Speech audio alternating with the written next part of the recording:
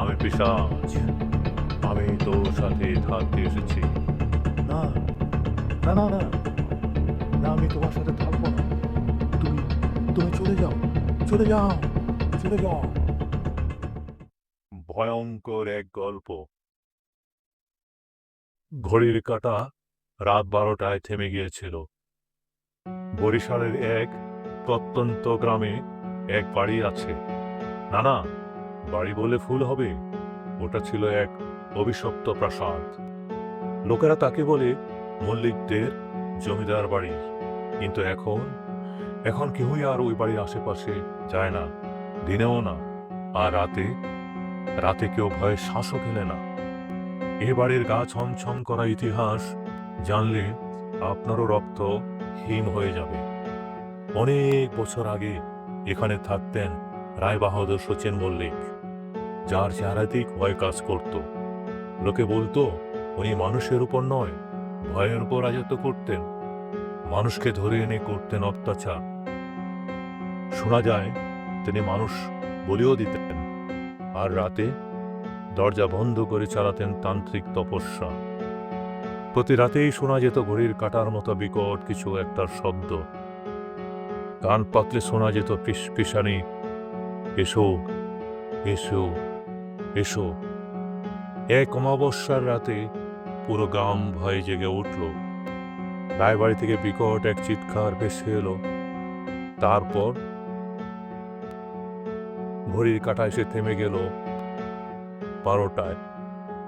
আর পুরো রায়বাড়ি এই ঘন অমাবস্যায়ও এক অদ্ভুত ভয়ঙ্কর নীল আলোয় ছেয়ে গেল।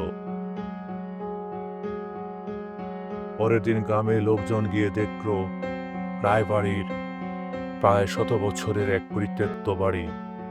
ভগ্ন প্রায় দালানের গায়ে জন্মেছে অনেক গুল্মজাতীয় গাছ আর মাকড়সার জাল, যেন 100 বছর এখানে কেউই বাস করেনি। শুধু রায়বাবুর কক্ষটাই অক্ষত। সেখানে গিয়ে দেখা গেল মেঝেতে পড়ে আছে রক্তমাখা চাদর, ছেঁড়া কাপড়, আর একটা দেয়াল ঘড়ি, আর ধূপের কেমন যেন এক উৎকট গন্ধ। আর কোনো কিছুরই অবশিষ্ট রইল না। লোকারণ্য রায়বাড়িতে মানুষের আর কোনো শব্দটি পাওয়া গেল না। কোথায় গেল সবই? কোথায় রায়বাবু? কাউকে না পাওয়া গেল জীবিত, না পাওয়া গেল মৃত। শুধু ঘড়ির কাঁটাটাই থেমে আছে চিরজীবনের জন্য রাত 12টা। এরপর কেটে গেছে অনেক সময়। রায়বাড়ি মুখ হয় না কেউ। মাঝে মাঝে রাত্রে সেই নীল আলো দেখা মেলে। শোনা যায় কাদের যেন চিৎকার। দিনের বেলায় অনেকের পোষা পানি ওখানে গেলে আর ফিরে আসে না। তবে লোকমুখে প্রচলিত থেকে যায় রায়বাড়ির কাহিনী। একদিন আয়নাল রায় নামের একজন এসে রাতে মল্লিক বাড়িতে থাকতে চাইলেন। লোকের মুখে বাড়ির কাহিনী শুনে হেসে উড়িয়ে দিলেন। ক্যামেরা, টর্চ আর একটা ইএমএফ মিটার নিয়ে রাতে রায়বাড়ির ভিতরে প্রবেশ করলেন। প্রথমে সবকিছু ঠিকঠাক ছিল, কিন্তু রাত যত গড়াতে লাগলো বাতাসের গতি কমতে থাকলো। ঘরের ভিতরের গন্ধটাও পাল্টে গেল। পচা ধূপ আর রক্ত মিশ্রিত এক উৎকট গন্ধ। ঠিক রাত 11:59 এক ঠান্ডা বাতাস এসে পুরো বাড়িটাকে জড়িয়ে ধরল। আর ঠিক তখনই ঘড়ি নিজে নিজে চলা বন্ধ করে দিল, ঠিক 12টায়।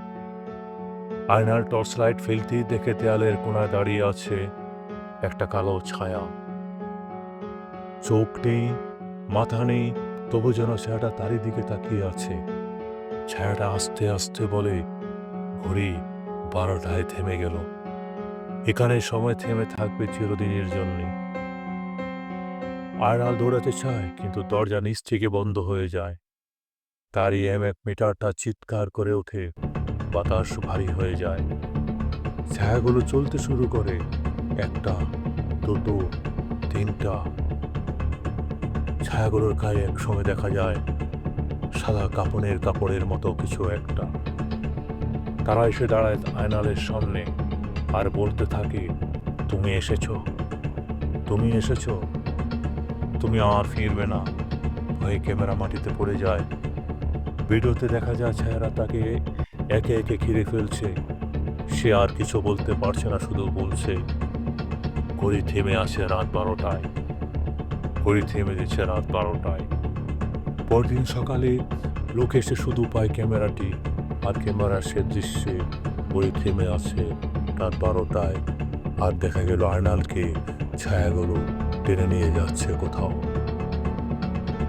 ভিডিওটি ভালো লাগলে আপনারা লাইক, কমেন্ট করবেন এবং চ্যানেলটি সাবস্ক্রাইব করবেন।